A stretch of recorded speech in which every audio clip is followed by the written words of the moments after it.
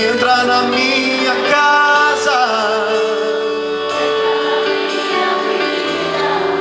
mexe com minha estrutura, sara todas as feridas, me ensina a ter santidade,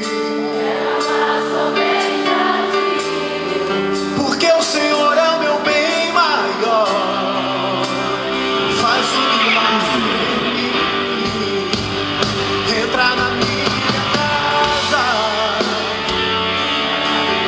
entra na minha vida, Senhor.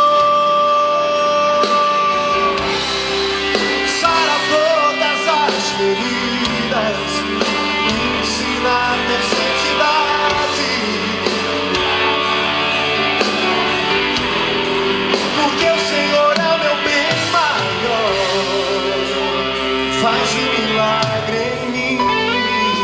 Você que crê, ergue as suas mãos para os céus, repita assim comigo: eu tomo posse do milagre que Deus já operou na minha vida aqui essa noite, e eu vou testemunhar este milagre, e que o nome do Senhor Jesus seja glorificado através deste milagre.